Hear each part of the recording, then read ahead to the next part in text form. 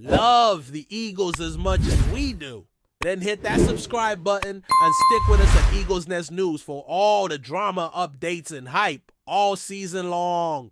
You're watching the Philadelphia Eagles. We're going to discuss the top NFL free agents still available after the 2025 draft. We'll look at athletes who could be added to the roster. I believe every player mentioned in the next few minutes makes sense for the Eagles. First, I want you to put yourself in the general manager's shoes. Of course, the current general manager is exceptional, having won 2 Super Bowls since 2017. He's brought 2 Lombardi trophies back to Philadelphia with 2 different coaches and 2 different quarterbacks.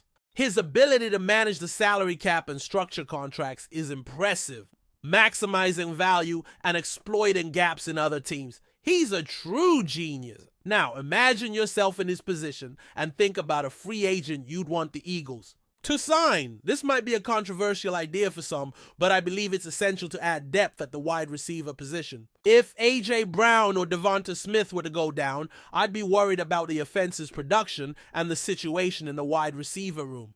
It's undeniable that A.J. Brown and Devonta Smith form a special duo. Jan Datson serves as the number 3 wide receiver, but beyond that, I feel the Eagles lack experience and options. Johnny Wilson is the tallest wide receiver in football, but he doesn't play effectively, and his hands are questionable, which became evident last season. Anaya Smith is a smaller wide receiver with some short-distance agility, but he's a 4 or 5 speed player. He struggled in the preseason and didn't stand out much in practice. However, after adjusting to the NFL level and recovering, he made some strides and showed some interesting plays, but I don't consider him ready for a significant workload. He really struggled in the preseason and didn't make a significant impact during practices. Yet, after adjusting to the NFL level and getting back into shape, he began to show progress and potential, but I don't believe he's ready to be a frequent target. Next, we have Terrace Marshall, a second-round pick with great potential. He was part of that 2019 LSU team led by Joe Burrow and was drafted by Carolina in the 2nd round. He ended up in a problematic franchise, but now he's on multiple teams. Unfortunately, it looks like he's wearing number 46, which might not be a good sign. Joking aside, my concern is the lack of depth and talent behind A.J. Brown and Devonta Smith. I believe with more targets and opportunities, Jan Dodson could shine. The Eagles chose not to exercise his 5th-year option, meaning they haven't guaranteed his salary for the 2026 season. However, today, the Eagles decided to exercise the 5th-year option for Jan Dodson. We saw last season, toward the end, that when A.J. Brown and Devonta Smith were out or resting, Jan Dodson stepped up as the top wide receiver and became the primary offensive threat. There's a reason he was a 1st-round pick by the Washington Commanders a few seasons ago. The key point here is that he shouldn't be the primary reference in the wide receiver group if Brown or Smith get injured. Amari Cooper is another interesting player and is on a path to the Hall of Fame. He's accomplished a lot in his NFL career. It's clear that he's showing some signs of slowing down. However, as a depth option, he'd certainly be an improvement over having Terrace Marshall, Anaya Smith, or Johnny Wilson as primary targets. Last year, between the Browns and Bills, he didn't make a significant impact. It's important to remember that in Cleveland, the quarterback faced serious issues and ended up getting injured. After that, he was traded to Buffalo, where there were hopes he would stand out next to a quarterback known for his passing ability. Last year, the relationship between the Cleveland and Buffalo teams didn't generate a significant impact. It's crucial to remember that in Cleveland, the quarterback faced huge difficulties and eventually got injured. After that phase, he was traded to Buffalo, which led many to believe he would shine alongside a quarterback with a strong arm. He was targeted 32 times, catching 20 passes for 297 yards, averaging 14.9 yards per reception. Looking at his performance over the last 4 years, I don't think he's completely out of shape, especially considering his performance in 2023, when, despite subpar quarterback performances, he surpassed 200 yards on 72 receptions, scored 5 touchdowns, and averaged 17.4 yards per catch. One aspect that needs attention is the drop in passes, which is concerning. This helps explain why he and other athletes are available so late in NFL free agency after the draft. If the Goal is to find a different style of receiver and transition to a player with a more robust physical profile and one who is more effective in contested situations. This could be a good alternative. I believe both players have the potential to play both inside and outside.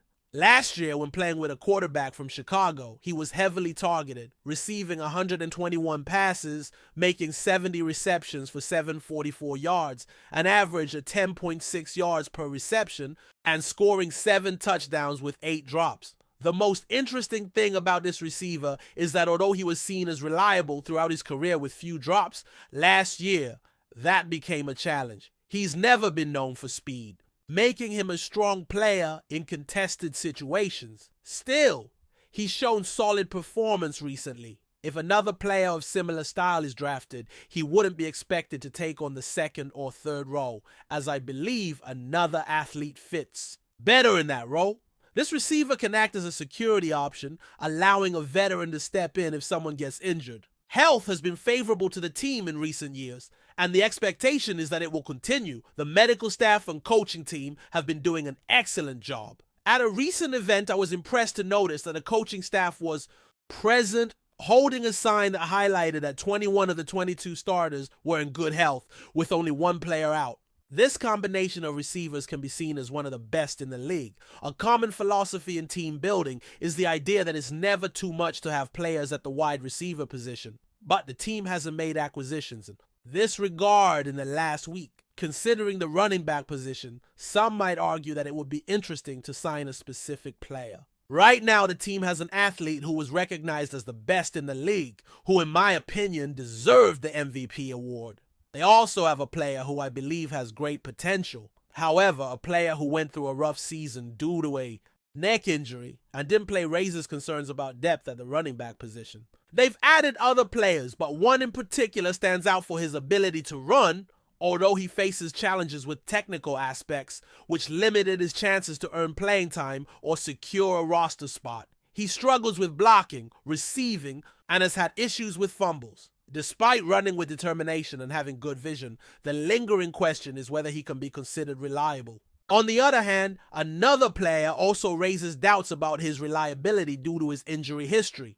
Last season, he joined the team after his college football career, where the coach was already familiar with his skills. He managed to stay relatively healthy, playing 13 games and showing satisfactory performance, registering a significant number of carries and receptions. However, the team decided not to retain him due to health concerns, and since then, they've approached the running back position through free agency and a draft in recent years. It's clear this player faced significant challenges regarding his availability. He had 195 carries, 95 yards, averaging 4.6 yards per carry. He also caught 32 passes, totaling 153 yards, and scored 9 touchdowns over his career. The team decided not to re-sign him due to health concerns. Over the past 4 years, the running back position has been addressed both in free agency and through the draft. It's clear he didn't have a significant impact on games, and those numbers reflect his career. He left Ohio State with a strong rookie year, but played only 8 games in 2022 and just 1 in 2023 after suffering an Achilles tendon injury. He managed to recover in 2024, but he could be an interesting addition to the running back group. It's worth mentioning that the roster depth is considerable, and one player who stands out is Will Shipley, whom I consider the second running back. While some might rank him differently, I'd bet on Shipley, who shows impressive energy. He has blocking skills, is apt to receive passes, and can be used as an offensive weapon. His pace is efficient, and his future is intriguing. If a key player needs time off, it'll be interesting to see what Shipley can offer. Although his adjustment as a wide receiver isn't ideal, it's advised that he avoids inappropriate attire at formal events. Shipley should aim to improve his performance. In such situations, speaking about free agency options, more team moves could occur. Every time a move happens, comments arise, and keeping up with the news is always advantageous. Before we continue, don't forget to subscribe to our channel and give this video a like. Your support helps us keep delivering the latest updates on our Philadelphia Eagles. And don't be shy, share your thoughts on the news in the comments below. In a statement that quickly reverberated through the sports world, Legendary broadcaster Jim Nantz made a stunning remark that raised eyebrows across the NFL landscape. The order was for the Eagles not to win, Nantz said during a segment that has since gone viral. His words, delivered with the gravitas that has come to define his decades-long career, instantly sparked speculation and controversy. What exactly did he mean? Was it a slip of the tongue, a veiled joke, or a serious accusation suggesting interference with the outcome of an NFL game? The Philadelphia Eagles, a franchise known for its passionate fan base and recent Super Bowl success, have often found themselves at the center of dramatic storylines.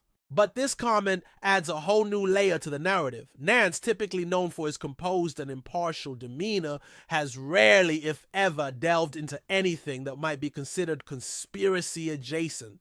That makes this particular moment all the more striking. In the hours following the broadcast, social media erupted. Eagles fans demanded clarification. Some believe Nantz was referencing poor officiating or questionable decisions that tilted a key game unfairly. Others theorized he was joking or misquoted. Still, others feared there was something more sinister at play. Was Nantz alluding to a league directive, an internal bias, a deeper issue within the officiating system? The NFL hasn't issued any official response to Nantz's remark, and the broadcaster himself has not yet offered clarification. However, the comment continues to trend across platforms, with analysts, former players, and fans alike dissecting its possible meanings. Whether it was an offhand comment or something more deliberate, one thing is clear. When someone of Jim Nantz's stature speaks, people listen. And this time, what he said may have opened a conversation that the league wasn't ready to have. That's it for this update. If you enjoyed the video and want to stay updated with exclusive news about our Philadelphia Eagles, be sure to subscribe to our channel and hit that like button. We can't wait to hear your thoughts in the comments. See you in the next video.